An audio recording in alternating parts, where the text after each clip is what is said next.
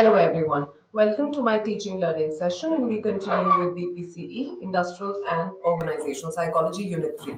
We started with work motivation and to continue with that, let's understand what is motivation again. Motivation is a prerequisite for learning. It is an urge, a drive. The terms like motivation, urge, drive, incentives, all of these looks very similar because motivation is a drive that pushes you towards a movement which is towards a goal directed behavior, and it is a prerequisite for learning or any sort of goal achievement that you need to be doing. So let's continue with the process of motivation. Motivation starts with a physiological or a psychological deficiency, which is there is an urge because we need to achieve something which is deficient in nature. It could be a need, it could be a motive, it could be any kind of behavior that we need, or a need simply that activates us to do a behavior which is driven towards for achievement of a motive, achievement of a behavior, achievement of a task, or probably anything that you're planning to do. So let's understand what is the process of motivation. It starts with needs. Needs is always something which is deficient in nature, and that's how the motivational cycle starts in us. Needs could be any kind. It could be a physiological need, it could be a psychological need. Physiological or biological need would be equivalent to hunger, thirst, and sex, and psychological need, sorry, would be equivalent to something which is a power to influence, power of affiliation. It could be a power of the need to communicate, need to social belonging. All of those would be psychological need. So whenever there's an imbalance or deficiency in any of these needs, we end up having a drive, which is there is an urge. That need elevates that need. This drive is set up so that the need is taken care of and they are action oriented after this. So as soon as there's a deficiency which is created in us, simple example, hunger. As soon as we feel hungry, there is a drive which is initiated. So drive would be an urge, a mental tension which is created, which pushes us towards achievement of that deficiency, which is the hunger at the moment. So provide an energizing thrust towards achieving a certain goal or accomplishing a certain task. So the need for the food, which we just spoke about, or probably water, it's translated to hunger. That creates a mental tension, which is a drive. And further after this is incentive. Incentive is that mitigates a need and decreases the intensity of the drive. Thus, attaining an incentive tends to reduce the physiological, that deficiency that you have and creates a balance. So incentive is moving towards the goal directed behavior. So let's take an example. A child is very hungry. The child is there is a sort of mental tension or probably even physiological tension which is created, because of which the child runs around for food, asks his or her mother for the food, and as soon as he feels that the mother tells that you can have at the moment snacks which are kept in the cupboard on the second rack, the child just rushes, which is and eats it. So he rushes, which is moving towards goal directed behavior. Incentive is like an achievement. The child achieves the food, which is eats the food, and what happens? The need is satisfied. There is restoration of the need, but this need can come up again as a deficiency later. At that moment, the drive and the arousal is taken care of, but that need will come up again in the evening when the child will feel hungry again. So these are the process of motivation. Now moving to classification of motives at work. So what are the kind of motives that you have at work? So motives are ideally divided into four categories in two dimensions: primary and secondary motives, and extrinsic and intrinsic motivation or motive to understand. So primary motives are something which are completely unlearned. These are innate in nature, physiological need that could include something that you're born with, something that is a part of your body as soon as you're born. So it could be hunger, thirst, it could be sex, it could be sleep, which is such a mandation thing. Maintenance of the body temperature, which is the homeostasis. This is also a primary need. Homeostasis is the internal external regulation to create a balance in the body. So, in summers, your body sweats because of the fact that it cools down your body. And in winters, you wear warm clothes and keep your body warm in the cooler environment. Again, regulates the internal and external temperature of the body. And these needs arise from basic requirements of life. So, survival is again a thing here. It is survival in nature, important for us to have, and they are therefore virtually universal, which is very true. Biological needs are something that at this point of time, at this age, I will also have in the same intensity. You students watching us at this point of time will also have these base the primary needs also at the same intensity. So it is universal in nature, but they vary in intensity from one person to another. In terms of the capacity is same, you all are experiencing this need. Some might experience the hunger at a higher intensity. That's the reason, there are people who are not able to diet, and the other end, there are people who are able to diet and exercise. That's again variation in intensity, but universality is there amongst all of them. For example, a child may need more sleep than an older person, which is very true. The child has broken sleeps and chains of sleeping patterns when they are young in comparison to the others. Now, moving to another set of motives, which is called the secondary motives at work. Secondary motives are something which are not innate, you're not born with them, it's learned. They are more social in nature. It arises from a result when you interact with the environment or, people, culture, community within that environment. Included in this category would be affiliation, which is your wish to be associated in a group community. Like any college that you're associated, it should be affiliated by UGC. So it's again an affiliation which provides you recognition, status to you. Also, there could be recognition, which is also a need, which is need to be tangible proof that one is getting ahead. Status is again a need in a society. Status is, your rank. Where do I stand? Then there is power. As I said, the need of power is one of the uh, most impactful need today. Teenagers do not get to know, when we talk about need to power, it's not only coming from politicians who's asking us to vote, but also it's coming from social media influencer. We are sticking on to our social medias and watching these influencers for hours. That's also a need to power. They have exerted so much of influence on you that you do not leave your phones and you watch the social media for longer duration. Then there is a need of achievement, which is to complete a task or a goal. There's a need for independence, which is autonomy that we talk about. Secondary needs are strongly conditioned by your experiences.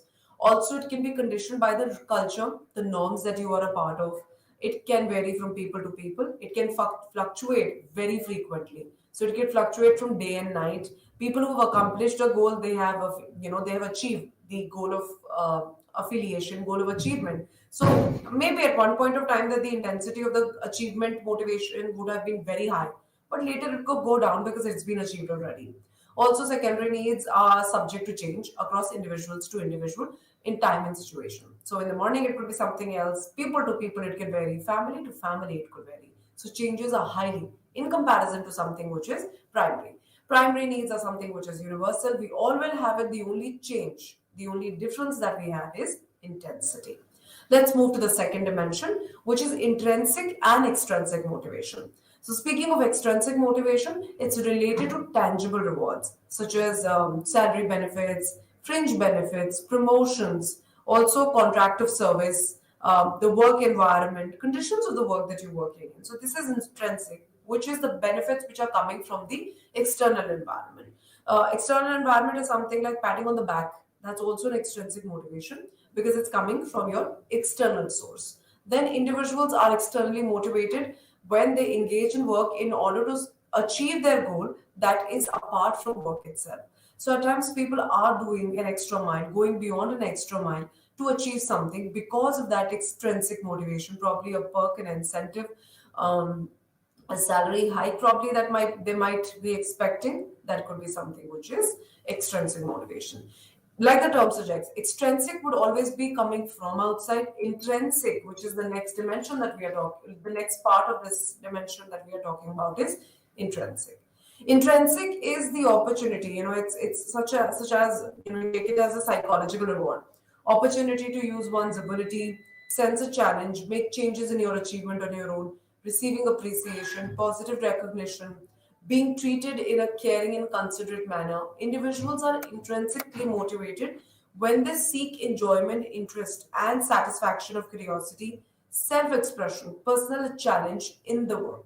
So, when we talk about extrinsic motivation out, in a work environment, it's going to be doing something which is beyond your work. So, that's how you get someone supporting you, or probably someone praising you, someone giving you something from external. Intrinsic motivation talks about same appreciation, same reward, challenge being received by something which is, it's something which is taken from inside. So your ability to change, your ability to sense an achievement or a challenge. So intrinsic motivation does involves people doing an activity because they find it interesting, very interesting, and derive simultaneous satisfaction from the activity itself. So it's all internal. They feel the ability that I can do it, and they achieve a sense of satisfaction that I'm able to do it.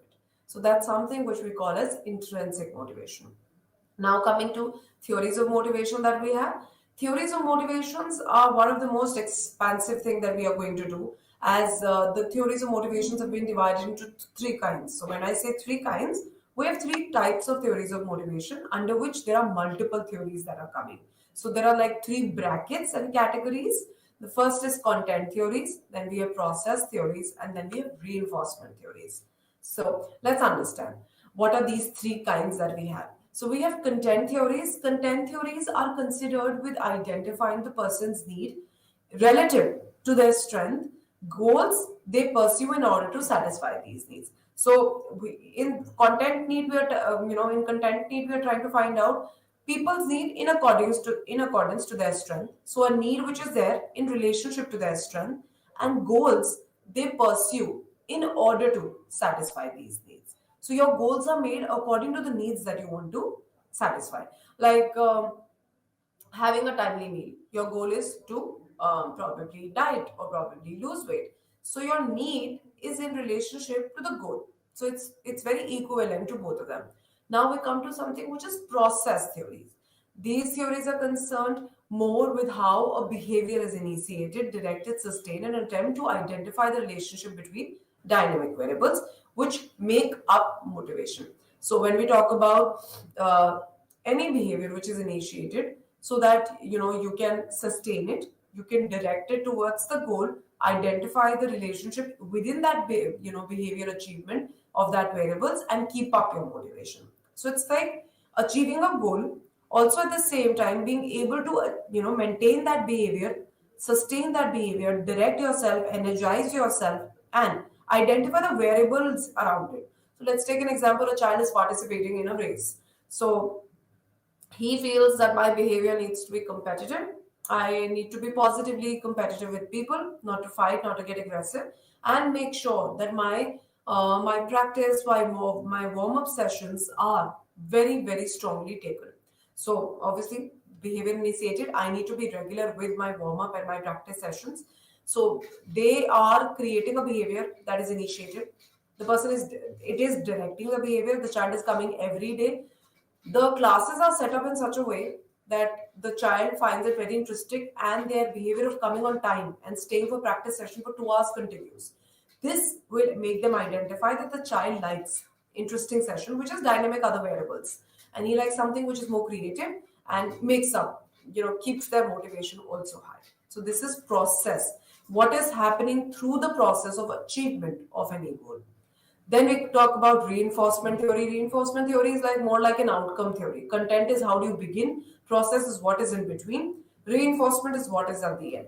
So this theory seeks to explain what type of consequences motivate different people to work. And it focuses how environment teaches us to alter our behaviors and to maximize the positive consequences and minimize the adverse consequences. So this is something in terms of explaining what are the consequences, what are the kind of consequences that will motivate different people.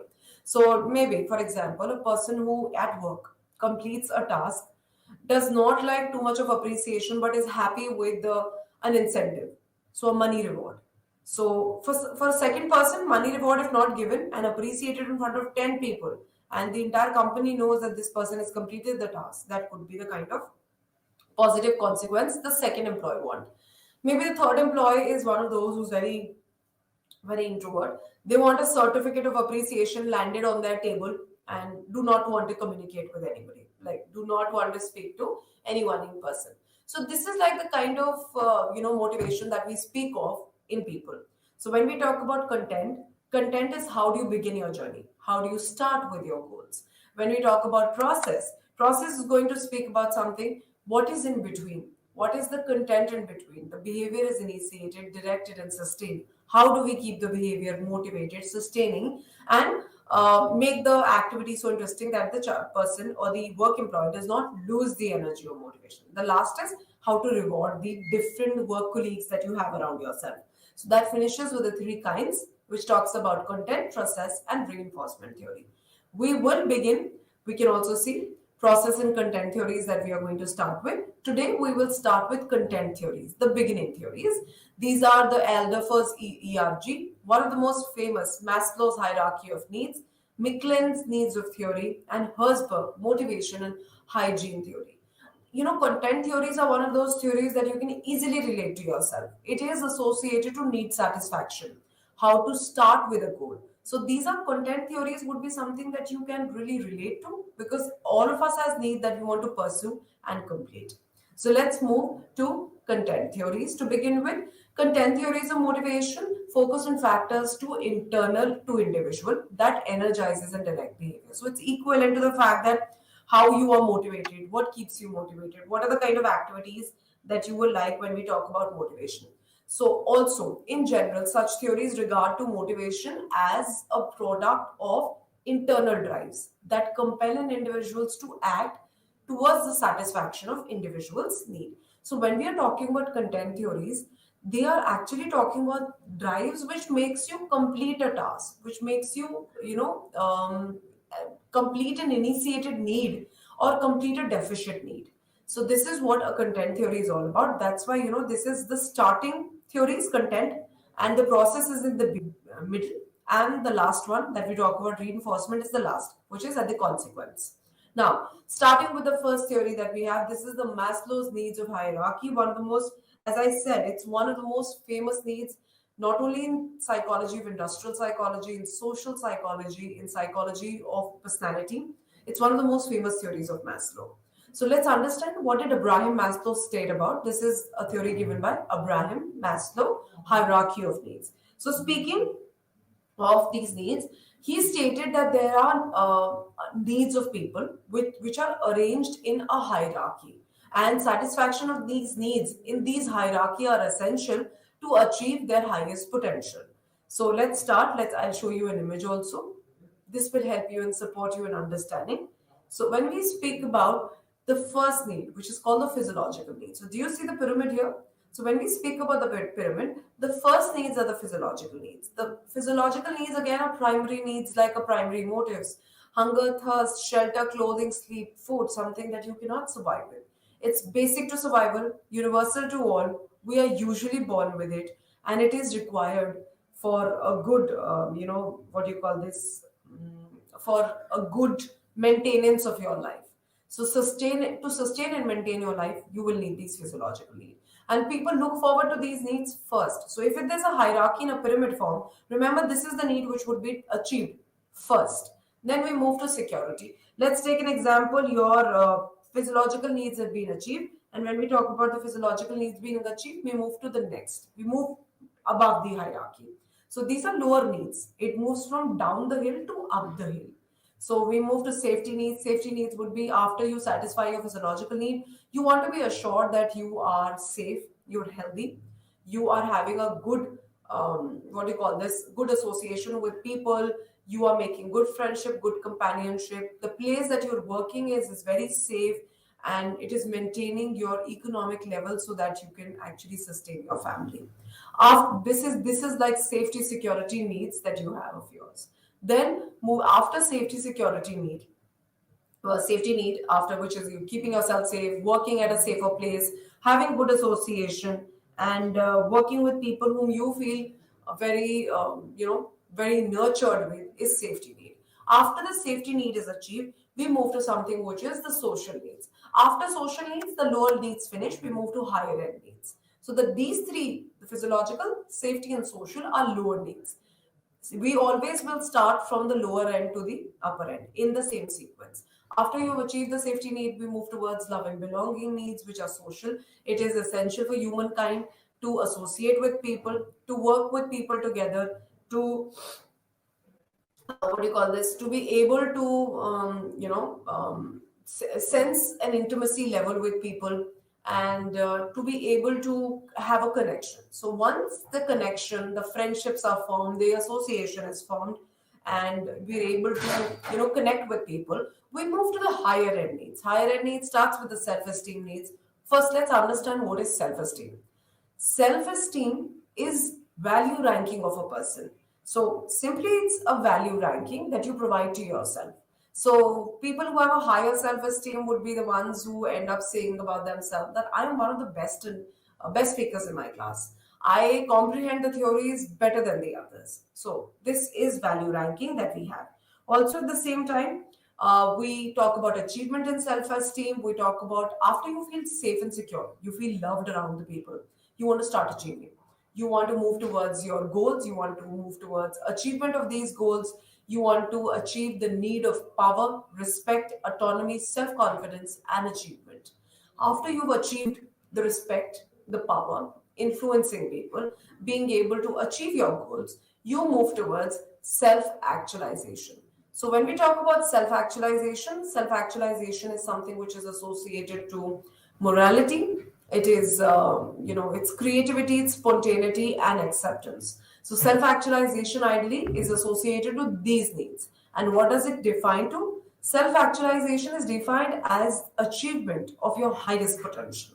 So being able to achieve your highest potential, which is something which is the best in you of that need, is called self-actualization. And it would be different for different things and different for different people. Realizing your fullest potential is self-actualization, one of the last needs of the pyramid, and one of the for the completion of the pyramid. So we always start with physiological needs, safety need, love, esteem, and self-actualization. Uh, when we talk about the pyramid, I'll give you an example which is associating to organizational psychology only. When we speak about organizational psychology, understand that when we talk about, let's take an example, you're going for a job interview and you're going to achieve and take up a job. So once you go and you've seen an advertisement and you've seen the pay package, remember you've seen the pay package, your physiological needs of hunger, thirst, and shelter, everything is going to be taken care. So the first reason that you take up a job and go for the interview and apply for that is physiological need. See, we take that first need completely at the first point of time. Then we move to something which is safety and security. So when we talk about safety and security will talk about once you go for an interview, you see while walking to the interview that the place is very safe. It's at a very posh hub of IT, or posh hub of schools that you want to work to, or hospitals that you wish to work, and you find that it's at a very reputed place. People there seem to be very friendly, and the environment there seems very friendly. People feel very homely over there, and they feel very professional. And the area that you're going through is easy to commute. You're able to find your your conveyance to move around. So this takes care of safety. Once you feel that you go there, you give up an interview, you find people very welcoming. You find the place physiological. I'm not talking about the psychological characteristic, but the physical characteristic also, which is the office is situated at a very safe place. You find it safe, then you pick up a job because the pay and the safety, the sustenance of your family can be done with the same pay, and you find the place to be very healthy and very safe. Now you pick up a job and you join. Once you join, you start interacting with people, you start forming relationship with people, you start becoming more intimate with them, you have a sense of connection and bonding. There's a lot of intellectual capacity which is matching with this group of work that you are doing. So this increases your love and belongingness. Once the love and belongingness you have achieved, you'll be able to target your goals. You'll be able to achieve, nurture yourself well. Pick up one assignment, do that task, achieve goals. Once you've been achieving goals after goals, you attain confidence. You start, stating yourself that I am one of the best workers in my in my this thing, what do you call this, in my job profile, people really like me, I'm one of the most lovable. You are ranking yourself. Once you rank yourself, you'll be fine. After a month or a year, you'll find yourself achieving most of your tasks, coming beautifully in every task, doing well. That is self actualization, which is reaching to your fullest potential. Also remember, not all of us reach to self actualization, which is not all of us are able to you know reach and attain our fullest potential. Remember, we never move up to down, we always move down to up. A lot of people who, like the example that I gave, for example, some people did not like the environment. The same example that I gave of the job, they like the pay package, but they find the place at a very unsafe area. They might not take the job. So the process will start again to another job from the physiological need. So, to any need completion or any task completion, Maslow states that you always begin with the physiological needs and move up the hill towards self actualization. Also, self actualization is something that we all are not achieving, we all are not reaching. That finishes with Maslow's hierarchy of needs. Hierarchy moves from the down to the up area. Now let's move to elder first, ERG theory. You will all see that all of these theories, content theory is talking about satisfaction of need, because this is the beginning. Content theories are the beginning theories that we have. So it will talk about need satisfaction. It will talk about what kind of needs are there in people in the company. First was Maslow. I gave you an example that how do we, form goals in our workplaces? How do we even pick up a job at times on the basis of Maslow's theory? Now let's move to Elder First ERG theory. Elder First ERG theory was an extension of Maslow's theory. So when I say extension, Elder pick up from Maslow's theory a little, and he extended from the same theory, picking up their hierarchy of needs and classifying them into three. So five Maslow's need was reduced to three here, and ERG is equivalent to existence need, related needs, and growth needs. So that's what ERG stands for. Let's begin in understanding what did Elderford try to classify these three into in 1972.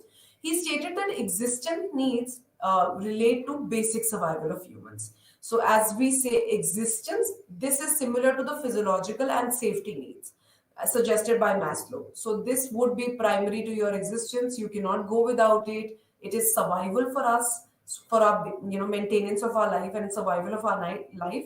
It is something which is basic to us. We cannot do without it. Monetary reward, working condition, incentives, money, uh, living conditions, wherever you are living, the amenities that are given to you. So these are basic needs, and these are equivalent to the two of Maslow. Two of Maslow suggest of the physiological needs and the safety needs that we have. Now let's move to related needs. Related needs, these in an individual has a natural desire to develop social relationships. So this is equivalent to the social needs that we were talking about, the love, belonging. So related needs are trying to tell us that as human beings, we are social animals. So when we are social animals, don't we join at a place first and we probably move to a new place? We have this thing of, when we move to a new place, we have this thing of forming relationship, being with people and working with people, forming relationship that you meet. So as soon as you join a workplace, doesn't it happen that you start connecting with them, forming friendships, start talking about likes or dislikes? He gives importance to these interpersonal belonging needs. He wants to identify and get recognition for himself. These needs are related needs. These needs are similar to social and esteem needs according to the Maslow's theory, which is very true. Social and esteem related needs are being able to connect with people, form your connection, form your friendships, and then further start up your achievements, start ranking yourself amongst your friends. Then we come to something which is the last, which is the growth need, which is self actualization. Equivalent to actualization, trying to tell us that all of us have that internal desire to grow, to achieve, to have a task, to move towards something or the other continuously. Tell me, I'll give you an example of a day. You get up in the morning, you do have a need that you want to fulfill, you do have a task that you want to fulfill. It could be an organizational career, it could be a personal life. Let's take an organizational example itself. As soon as you move to your work desk, you have bundle of work which you need to complete. So you make up a goal. So that's like your growth need of the day. Let's take an example. If that growth has to be a span of 1 month, it has to be like new skills I want to learn. Like during pandemic, teachers were also learning. They were learning new skills from online teaching. Students were doing online internships. So see how we were upskilling ourselves. So that is also something which is growth needs, equivalent to self-actualization. So summing up the entire ERG theory, which is existence, relatedness, and growth, Equivalent. Do you see the picture that I've shared?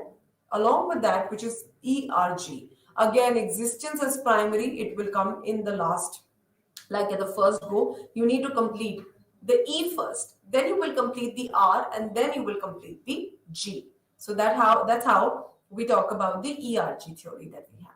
So that completes with the second theory of content parts, dimension of theories. Now let's differentiate between when we talk about Maslow's theory and ERG theory, they seem similar. So when we are talking about they seem similar, we are associating that is there any sort of difference between the two, or the models are equivalently same. The model proposes that growth needs are not only unlimited but are actually awakened each time the satisfaction is achieved. So they are trying to tell us that when we are talking about growth needs here, as soon as they're achieved, we will have another need coming up for achievement.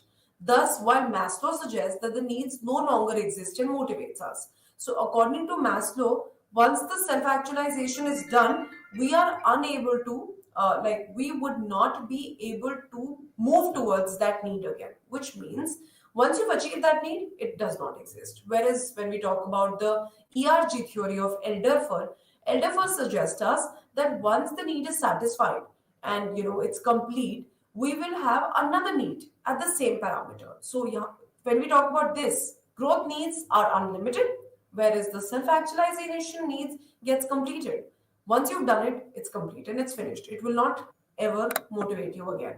For an example, if a job provides a great deal of challenge and creativity, our growth needs might become stronger, leading to seekers greater challenges at work. But once in when we talk about self-actualization, once we've achieved a task according to Maslow's theory, that need is no longer present to motivate us. So that's the difference between the two.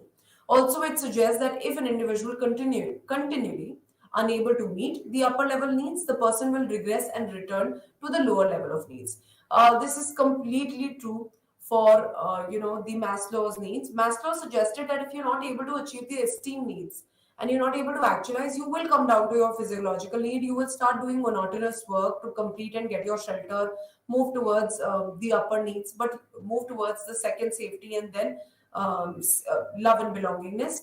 If your upper two needs, the highest needs, are not being recognized. For example, if employees cannot find emotional support or recognition on the job, they might demand a higher pay for better health coverage, which is very true. So when people feel that, okay, I've not found any bonds in my workplace, I have no connection, they start looking only for money. They start looking only for sustenance as a compensation of not being able to find friendship, intimacy, connections, esteem in their workplace. So that's how, these growth needs are so dynamic in nature that we actually need them all the time for completion. So if you feel that you're working without any need satisfaction, it's not possible. I feel Maslow's and ERG theories are one of those theories that keeps functioning all the time.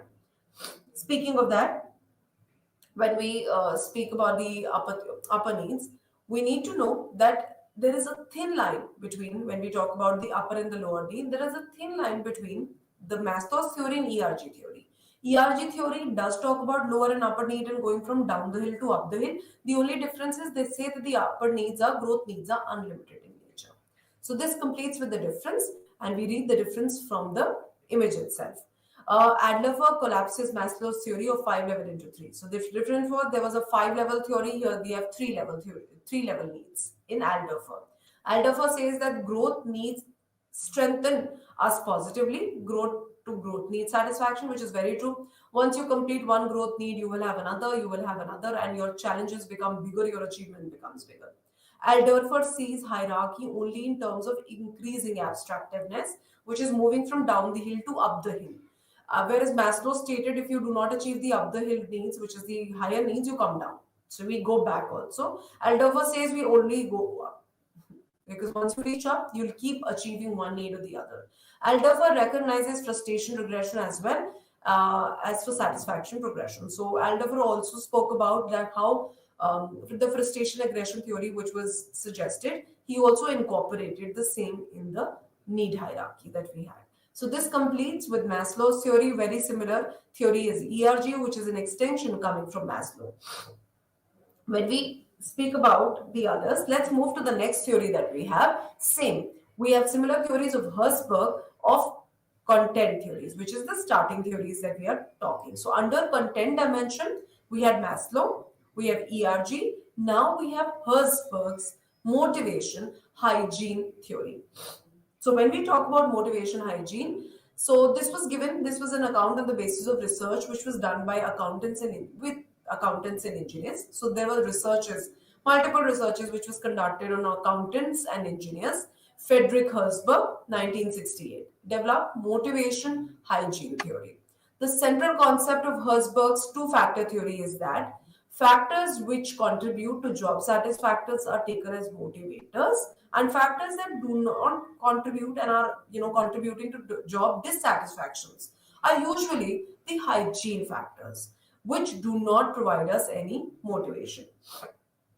So when we speak of this, remember, uh, taken an example, when they conducted a lot of researches on accountants and engineers, they found that people were usually motivated by factors which were contributing to their job, which connected as motivating factors, and hygiene factors usually led to dissatisfaction. So we will also talk about these two set of factors that we have. So apart these hygiene factors and motivators, Herzberg identified two distinct set of needs that we have, two distinct set of factors: intrinsic factors and extrinsic factors, apart the hygiene and the motivators. The two other factors that Herzberg spoke of was intrinsic and extrinsic. Again, see, the terms are so similar. Intrinsic would be something which is internal, and extrinsic would be something which is external. So, speaking of that, intrinsic factors exist within the job. They relate to the job content. They occur at the time of performing the job. They relate to the positive feeling about the job. So, intrinsic factors exist within the job.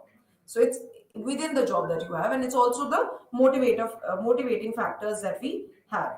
So speaking of motivating factors, when we talk about, they are equivalent to something that energizes you from inside. So if you want to be a part of the job because you love the job, you want to keep doing it all the time, that's an intrinsic factor, and that's also a motivating factor that you have.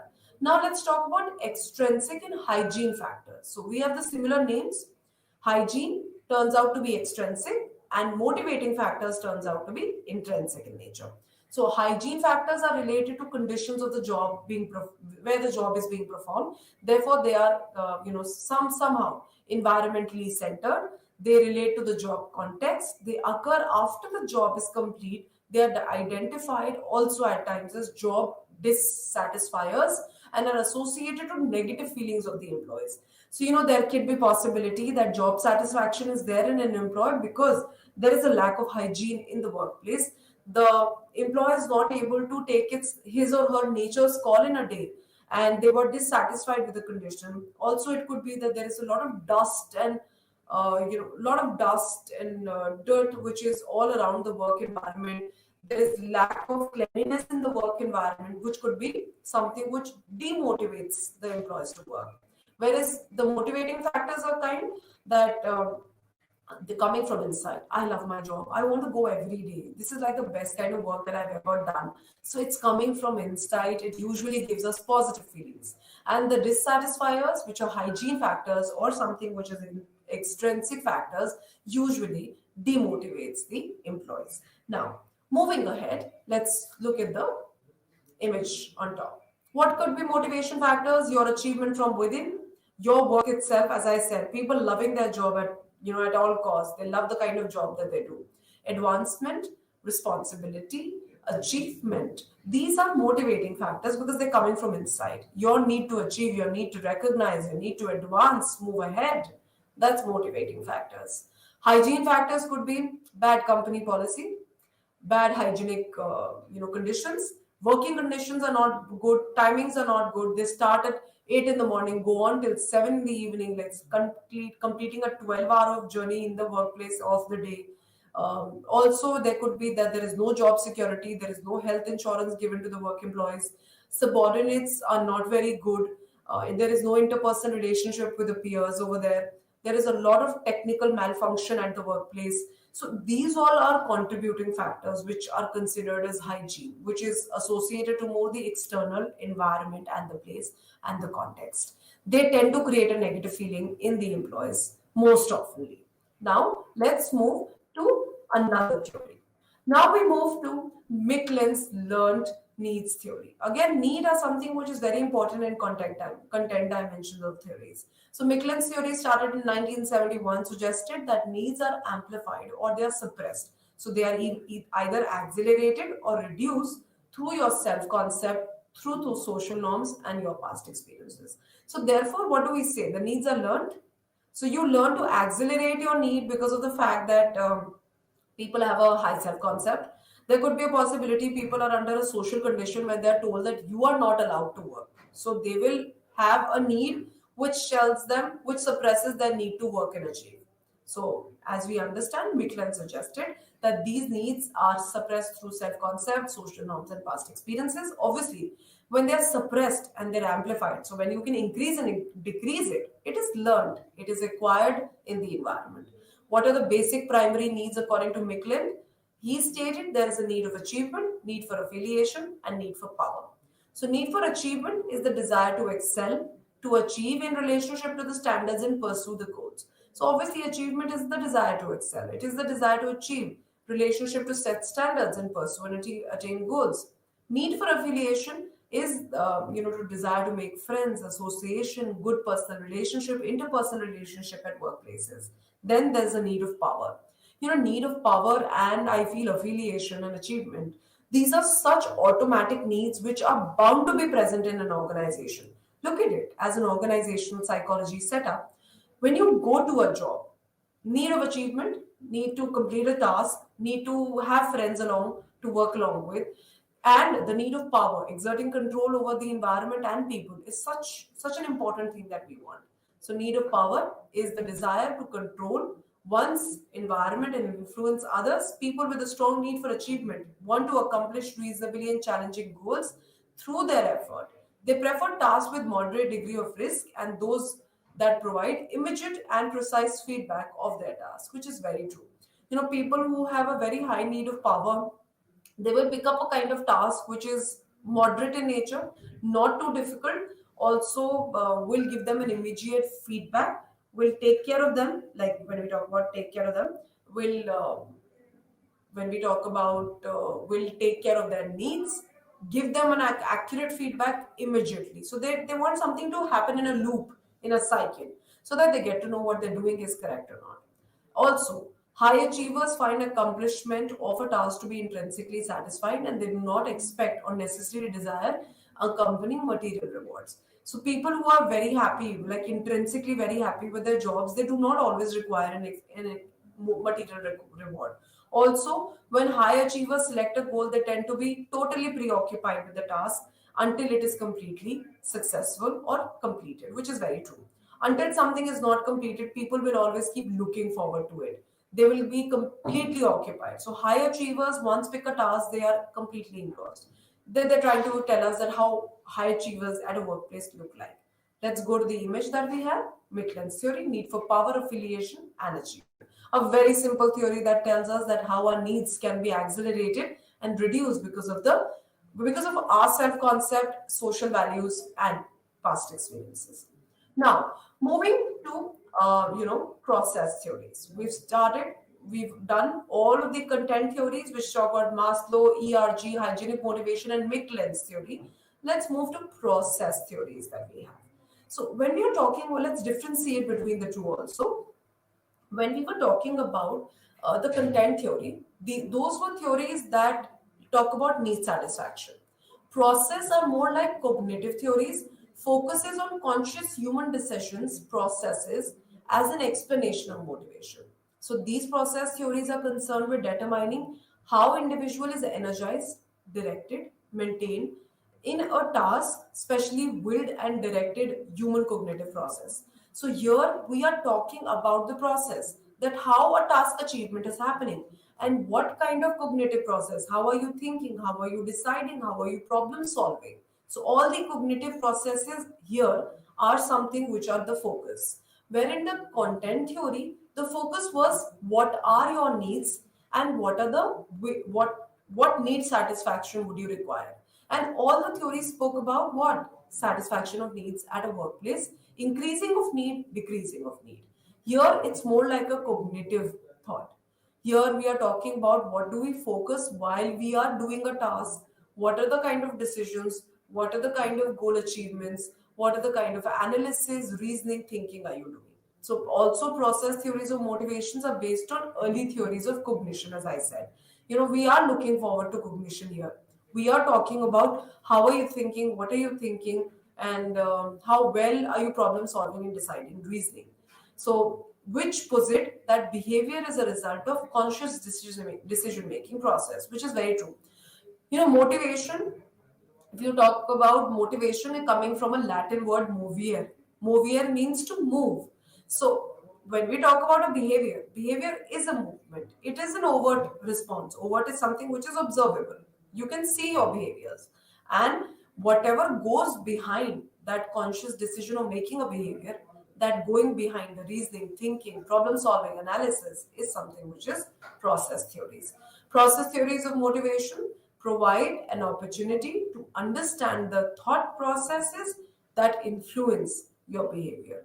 It explains how workers select a behavioral action to meet their needs and determine their choice. So, here we are not talking about what need and how need. Here we are talking about how workers select an environment to achieve those needs. So, what is the process? What is the journey that you require to complete that need or satisfaction?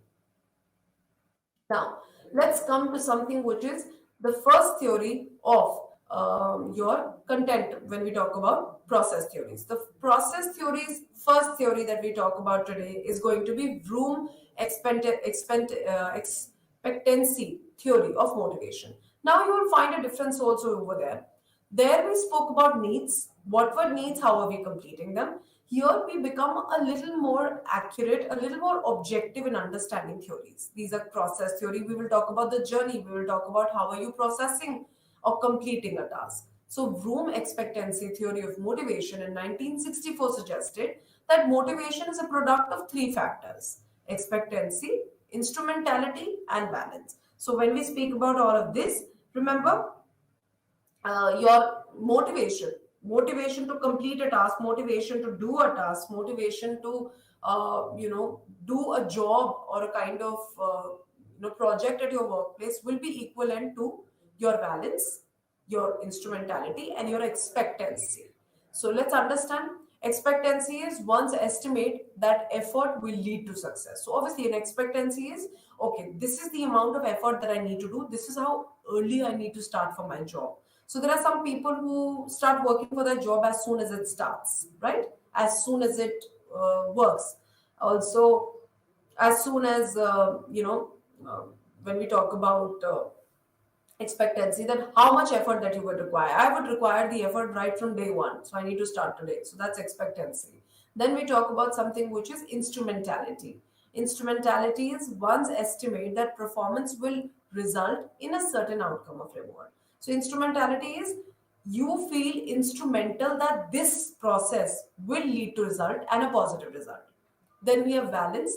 Valence is the extent to which expected outcomes are attractive or unattractive. So, which is valence is that you get to know that whatever outcomes that are coming, are they going to be very lucrative, or they're going to be moderate, or they're not going to give us any benefit. So that is something that we talk about as your valence. Now let's move to the image that we have. So expectancy is effort. Effort tells you the kind of performance will you get.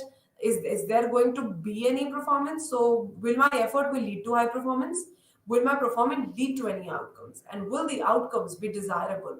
Is something which is expectancy, instrumentality, and balance. So effort leading to performance, performance leading to reward, which is the valency, and reward are they lucrative, is your Vroom expectancy theory. And this is something that all of us do. You ever think any of the students who are studying industrial psychology and plan to execute it, pick up a task. You will feel once you pick up a task that is the task actually giving any performance. So you feel if I start working for a day and night, Will my effort give any benefit? So you get to know that, okay, if I'm working alternate days also, I will get a performance. You get to know that it's instrumental in nature. So you start performing alternate days. After performing that way, you feel, yes, there is an outcome which is coming. I do see a lot of success in the working of 2 weeks, and it is very positive. So now you start having a valency that the desirable results are going to be positive in nature. Now, let's understand this. This is a beautiful level of motivation, margin that I've created. You all can refer to this. See, if you have a high balance, we'll have to understand this very, very thoughtfully. If you have a high balance, which is you know that the rewards are very high, remember, obviously, look at this. Expect you put in a lot of effort, you put in a lot of instrumentality, which is you know that the efforts are very high, you are getting a reward, and the reward ends up being very positive in nature. High will be strong motivation. So when you know that the performance is a big performance that I have to do, you all know that the effort needs to be big, and the result will also be big in that. So that strong motivation of the employee will happen for such an event. So let's take an example. There's an annual event happening at your workplace during Diwali. People know it's an annual event, it's a Diwali time, and it's going to be a huge thing. Effort needs to be more. More effort will give more performance will give more reward. Strong motivation. Then, if we know that there is high expectancy and high instrumentality, but the rewards are not very big, you tend to be moderately motivated. Fine, I will not get a good reward, but I need to complete the task. So you will feel like that. Fine, the reward is not coming, but the task needs to be completed.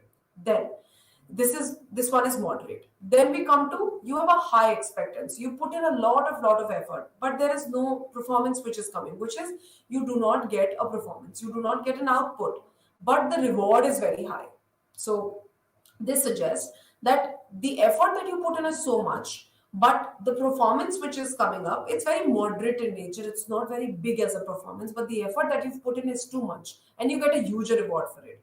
Remember, such will lead to strong motivation. People will always work despite the outcome is big or small. Now, high expectancy, you put in a lot of effort, but you have a very low performance which is coming out, and a very low balance, which is very low reward. Here, the people are very moderately, motivated. The reason is because they are putting a lot of effort here, so they still feel motivated.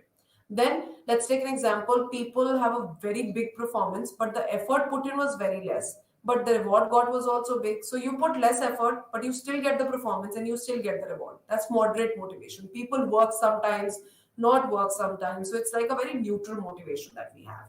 Then we have very less effort put in. We have a very big performance, but you've put in very less effort for it. So there's an annual event. You did not put very much effort. You will not be rewarded for it. You will obviously be told how wrong the entire event went. This will lead to weak. It would be rather avoidance. You will not want to take up anything. You will escape work here. So this is weak avoidance, right? Is that good? So when we talk about strong avoidance, strong moderate motivation, is avoidance is talking about how your motivation is. You do not have a very strong motivation, but avoidance suggests that you are giving a very high effort, but the instrumentality performance is very low, so you end up avoiding the task a little. Weak avoidance is that you do not want to be involved. You let the task be on its own without any efforts put in. Strong, moderate avoidance is that your effort is very less. You given your effort, the outcome is okay, and the result is, the reward is very big. So you moderate it avoidly. Avoidance moderate is that you put in your effort sometimes, you don't put in your effort sometimes. At this point of time, the motivation levels are also going to be very moderate.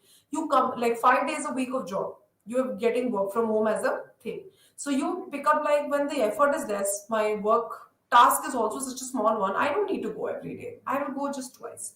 So you are doing a moderate avoidance, you are going to work but not always. Strong avoidance is when the effort is very less, you know that the performance is going to be very low, I'm not going to get a reward, people will not go to work, they will take a lot of abstinence, lot of holidays, will not be on time, will not be regular. So see how strong motivation and strong avoidance comes into as per Vroom's expectancy theory. When we are talking about when we are talking about these things, when we talk about people being present at workplaces, giving their best shot. A lot depends on room's expectancy. When you give your employees a very tough job, which is very high instrumentality, and they put in a very strong expectancy, which is effort, and you give them a reward, the motivation has to be high. But if you reduce the reward, their motivation will be less. If you do not give them a reward at all, when they're put in so much of effort, remember what's going to be. Their avoidance is going to be moderate. They might be present sometimes, might not be present sometimes. So this is how avoidance comes into play. When rewards get less, performances gets less. So Bloom's expectancy theory is actually a very beautiful theory to understand the dynamics of a job at a workplace. So this was a beautiful way of understanding it. Now let's understand Bloom's expectancy theory in terms of these three components together. What's a valence? Valence is the strength of an individual's preference for a particular outcome. Every individual believes that his effort leads to a definite outcome, and this is expected utility or value. The greater the strength of expectation of the outcome, the greater will be the level of motivation. The balance can be positive or negative, which is very true. So when we talk about balance, the more effort and performance that you do, you expect both positive and negative balance as per it. So that's like the desired outcome can be positive, it could be negative. And the reward can also equivalently be positive or negative. At times we've done a task, but we get a very small reward for it. So that's like a balance being not positive but very neutral in nature. Then let's come to instrumentality, which refers to the strength of belief about a certain outcome. So it's like the image. Let's go back to the image. It was so beautiful that we had. So this was, will performance lead to outcome? Will effort lead to high performance? Will the outcome lead to any desirable reward? So when we speak about balance, balance was reward. Instrumentality is performance, the expression of probability between performance and reward. So this varies from obviously plus one and minus one. The performance reward relationship is positive in case the positive instrumentality and vice versa. So if the task performance has been beautiful, you expect a reward. If the task instrumentality, which is you've not performed the task well, you do not expect a reward, which is vice versa. Now, expectancy is the belief of effort that leads to the outcome and performance. Therefore, expectancy determines the strength of performance rather than the outcome. So, your effort will not tell what you get. Your effort will tell what you get as a performance, as the task completion. So, it is believed that it is also equivalent to self-efficacy. Employees with high self-efficacy are more likely to believe that exerting effort will result in more satisfactory performance. So when we speak about, when we speak about here as people, we speak about people with high self-efficacy have the ability to control their outcomes, have the ability to understand and see through their task, and they feel that this is the effort that I've put in, and this is what the result is going to be. Such people's high expectancy leads to high performance and leads to higher rewards. But people who have a very low self efficacy, which means they feel, I don't know how much effort I've put in. I did put in a little more, but I don't know what is the result going to be. So the ones who are not sure of the amount of effort equivalent to the result, they have low self-efficacy. Low self-efficacy would be low expectancy. They do not know what kind of performance is going to be, and they do not expect a reward. They do not expect a balance. So persons suffering from low self-efficacy exhibit the imposter phenomena. Imposter phenomena is something, anything which is given is fine. I'm fine with whatever is given to me, which is called the imposter phenomena. People suffering from low self-efficacy is known as imposter phenomenon. So this completes with the room's expectancy theory that we have, that we talk about. Also, speaking of this, going back to the charter that we had, a huge charter that we discussed, remember, people with high self-efficacy will have stronger motivation also. Go back to the image on the bottom area. So people who have high balance, high instrumentality, high expectancy, the ones who are putting a lot of effort, doing a lot of performance, will get a high balance. Equivalent to strong motivation, equivalent to high self-efficacy. Now let's come down to the imposter phenomena. Imposter phenomena is the last one that you see, the strong avoidance. People who put up no effort, don't know what to do, what not to do, given a task, they are clueless. They feel that, okay, let's see, I will put up some efforts. I don't know what is going to be the performance, the confused state of mind. I don't know what's the performance going to be, and the reward is nothing. When you are not aware of the outcome of the task and the effort that you've given, that results to strong avoidance. Strong avoidance is equivalent to something which is strong, low self-efficacy. So, this is how we can identify the environment of your workplace according to Bloom's expectancy theory, which completes with the first process theories of yours. I hope everyone understood the class. Thank you.